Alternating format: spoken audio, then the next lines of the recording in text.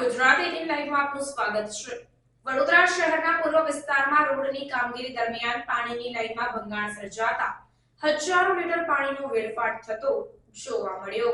એક તરફ લોકોને પીવાનું પાણી નથી મળી રહ્યું અને મળે છે તો ડહોળું પાણી મળે છે તેવા અનેક કિસ્સાઓ પ્રકાશમાં આવ્યા છે, પરંતુ પાલિકાની બેદરકારીના કારણે વડોદરા શહેરના પૂર્વ વિસ્તારના ન્યૂ વીઆઈપી રોડ પર ચાલી રહેલ રોડની કામગીરી દરમિયાન પાણીની લાઈનમાં ભંગાણ પડતા હજારો લીટર પાણીનો વેડફાટ થતો જોવા મળી રહ્યો છે, જેને લઈને પાલિકાની ઘોર બેદરકારી સામે આવી છે।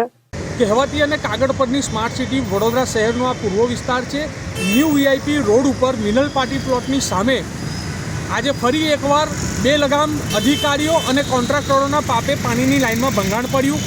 એક તરફ પૂર્વ વિસ્તારના લોકો દૂષિત પાણીથી અને પૂરતા પ્રેશર ન મળવાના કારણે ઝઝૂમી રહ્યા હોય અને એવા સમયે કોન્ટ્રાક્ટરોની બેદરકારીના કારણે 4-5 કલાક સુધી જે લોકોપયોગી પાણી હતું એનો બગાડ થયો, પરંતુ નિંદ્રાધીન તંત્ર દ્વારા કોઈપણ પ્રકારની તાત્કાલિક જે કામગીરી કરવી જોઈએ એ નથી થઈ।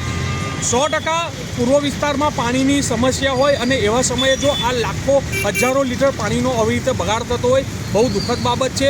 અમારી તો સ્પષ્ટ હજુ પણ માંગ છે કે નવનિયુક્ત મેયરશ્રી અને સ્ટેન્ડિંગ કમિટીના ચેરમેન પણ જો પૂર્વ વિસ્તારના હોય ત્યારે આવા બે લગામ અધિકારીઓ અને કોન્ટ્રાક્ટર ઉપર એમણે લગામ લગાવવી જોઈએ અને આ જે પાણીનો બગાડ થઈ રહ્યો છે અને આવી જે લાઈનો તૂટે છે એને તાત્કાલિક ધોરણે રિપેર કરવી જોઈએ।